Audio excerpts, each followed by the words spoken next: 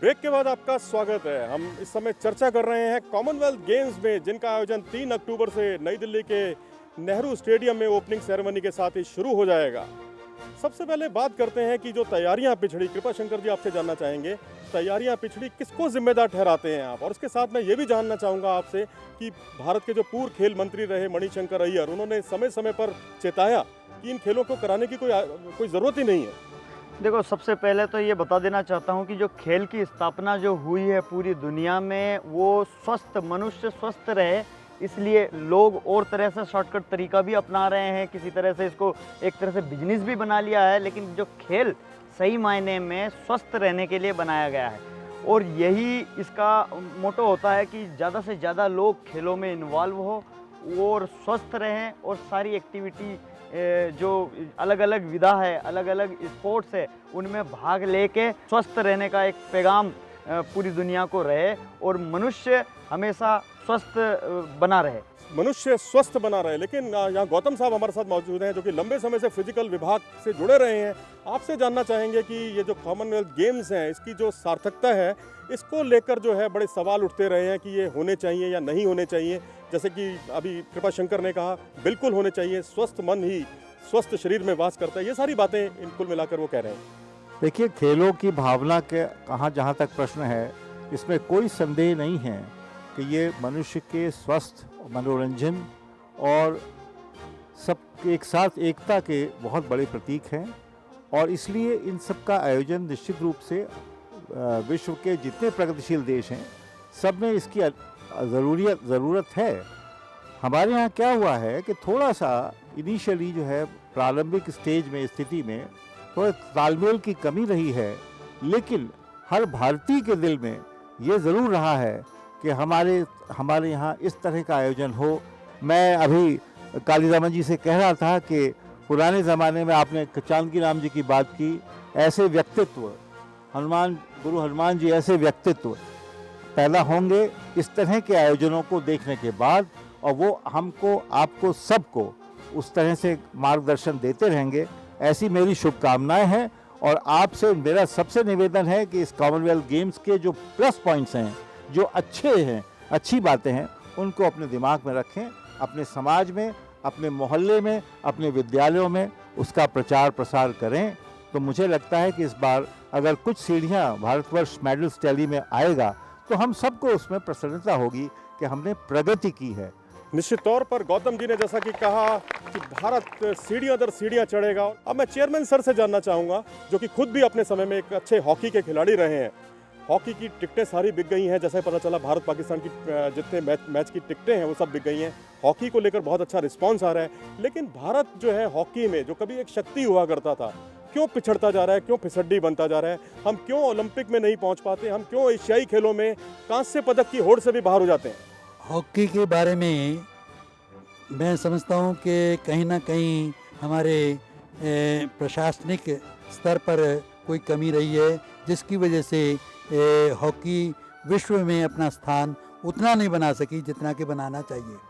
मैं आपको 65 वर्ष पुरानी बात एक सिर्फ मिसाल के तौर पर बताना चाहता हूँ कि जिस समय सन 45 में मैंने अपनी हॉकी शुरू की थी, उस समय मेरी मुश्किल से आयु 12 वर्ष की थी, और उसके बाद मैंने टीचिंग लाइन भी अगर ज्वाइन की तो केवल हॉकी को खेलने के लिए की। तो ये एक संदेश हमने अपने स्कूल खोलते वक्त लिखा था, बढ़ते कदम। बढ़ते कदम अगर है तो हम समझते हैं कि हम किसी भी स्पर्धा में, किसी भी खेल में आगे बढ़ते रहेंगे और विश्व में अपना स्थान बना सकेंगे। यहाँ मौजूद है भारत भूषण गुप्ता जी। हम आपसे जानना चाहेंगे, आप खुद वॉलीबॉल के बहुत अच्छे खिलाड़ी हैं। हालांकि कॉमनवेल्थ गेम्स में वॉलीबॉल नहीं है, लेकिन अपने स्कूल को प्रेरित करने के लिए आप बताओ, प्रधानाचार्य, आपकी क्या भूमिका रहती है? किस तरीके से आप प्रेरित करते हैं बच्चों को आगे बढ़ाने के लिए? मेरी मान्यता है कि स्वस्थ शरीर में ही स्वस्थ मस्तिष्क का निवास होता है, और यह जग जाहिर है। और इसी संदेश को आगे बढ़ाते हुए प्रधानाचार्य होने के नाते मैं अपनी जिम्मेदारी को निभा रहा हूं और कोशिश कर रहा हूं कि विद्यालय का हर विद्यार्थी कम से कम 2 खेलों में ज़रूर भाग ले, और पहले स्कूल लेवल पर, उसके बाद जोनल लेवल पर, after that Delhi state level पर, और नेशनल लेवल पर जाने के बाद वो देश का नाम इंटरनेशनल लेवल पर रोशन करे, ऐसी मेरी कामना है। और इसी के लिए मैं समय समय पर अपने विद्यालय के सभी बच्चों को प्रेरित करता रहता हूँ।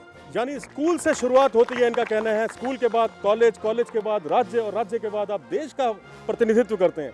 आप में से कोई बच्चा हमारे दो दिग्गजों से, जो हमारे आज के मुख्य वक्ता हैं, उनसे कोई सवाल करना चाहेगा? कॉमनवेल्थ गेम्स में इंडिया स्क्वैश में कितने मेडल्स एक्सपेक्ट कर सकता है? देखिए, स्क्वैश में काफ़ी अच्छी कंट्रीज पार्टिसिपेट कर रही हैं, ऑस्ट्रेलिया एंड इंग्लैंड। तो जोशना नापच्चा जो कि वुमेन स्क्वैश में पार्टिसिपेट कर रही हैं, उन्होंने मेरे ख्याल से जूनियर वर्ल्ड चैम्पियनशिप में मेडल जीता है, जोशना नापच्चा ने। तो होपफुली हम उसके अंदर 2 या 3 मेडल जीतने चाहिए। डिफरेंट कैटेगरीज हैं, डबल में और सिंगल्स में। तो और अपनी कंट्री में हो रहा है, सबसे बड़ी बात है, होम ग्राउंड पे हो रहा है। तो यहाँ पे जो जितने भी अपने भारतीय खिलाड़ी हैं, उनसे हम एक्सपेक्टेशन हमारी बढ़ जाती हैं और वो बहुत अच्छा परफॉर्म करेंगे।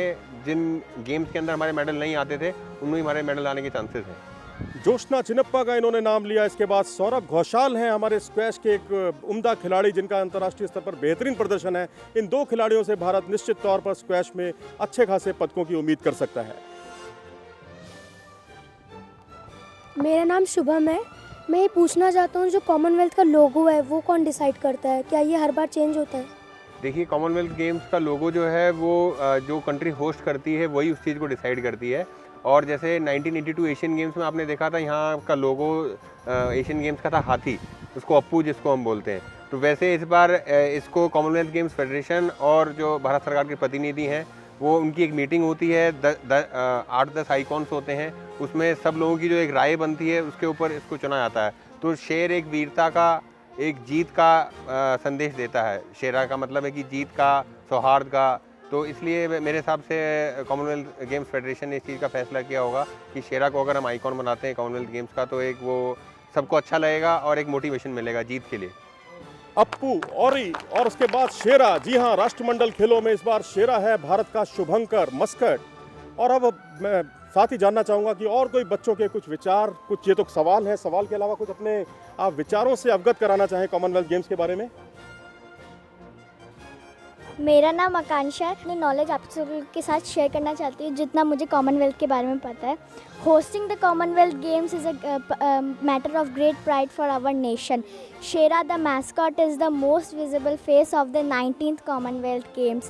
Shera embodies power, majesty, charisma, intelligence and grace. His athletic power, courage, speed on the field are legendary. The whole city being in Delhi is holding its events of 17 discipline. The opening 72 Commonwealth teams are participating, country are participating and 85 teams are participating. The opening ceremony is on 3rd October and closing is on 14th October. The motto of the games are come out and play. We salute our participants for doing us a pride and by winning us medal for our country and guide them to reach still greater heights in coming games. Thank you. यानी शेरा है शक्ति का पर्याय, शेरा है चुस्ती फुर्ती का पर्याय, ऐसा कहना है इस बच्ची का। कोई और बच्चा इस बारे में अपने विचार? मेरा नाम आयशा है। मैं आपसे पूछना चाहती हूँ कि आपको कुश्ती के अलावा कोई और गेम्स खेलने में अच्छा लगता है कि नहीं? ऐसा है, जब स्कूल लेवल में था, जब मैं फुटबॉल भी खेलता था, स्विमिंग भी करता हूँ और अब भी करता हूँ, क्योंकि एक स्पेसिफिक गेम को डेवलप करने के लिए ऑफ सीजन कैंप में जब हम होते हैं तो सभी खेलों का आनंद लेते हैं अपनी जनरल मोटर एबिलिटी को बढ़ाने के लिए। फुटबॉल में हमको कोऑर्डिनेशन सीखने को मिलता है, स्विमिंग में स्टेमिना बढ़ाने को और रिलैक्स। अगर हमारी नी में अगर कोई प्रॉब्लम होती है या इंजरी होती है तो स्विमिंग बहुत मदद करती है। तो ये चीज़ें हम अपने स्पेसिफिक गेम के साथ में जोड़ के रखते हैं। अब जैसे रेसलिंग करते हैं तो रेसलिंग में तो कुश्ती करना पड़ता है, लेकिन उसके साथ साथ हम रोज़ रनिंग भी करते हैं, तो वो एथलेटिक्स का इवेंट भी उसमें हो गया। तो वो भी बहुत ज़रूरी है। अलग अलग बॉडी पार्ट के लिए अलग अलग जिम में जाके अलग अलग ट्रेनिंग्स भी होती है। तो सभी खेलों का आनंद लेते हैं खिलाड़ी अपनी जनरल मोटर एबिलिटी को बढ़ाने के लिए। My name is Sweksha. I want to recite a poem on Commonwealth Games. Hey everybody, Commonwealth Games are here. Now is their time to fulfill their dreams. The roads would be jammed. Once I would get there, the stadium will be cramped. So many medals, so many trophies are slashed. Some would be made it, many's dreams would be dashed. Some would be stronger, some would be fitter. But I wish all the best to all the competitors. Thank you. फिलहाल हमारी इस पेशकश में वक्त हो चला है break का। ब्रेक के बाद जानेंगे कि आखिर किन किन खेलों में भारत को कितने पदक मिलने की उम्मीद है।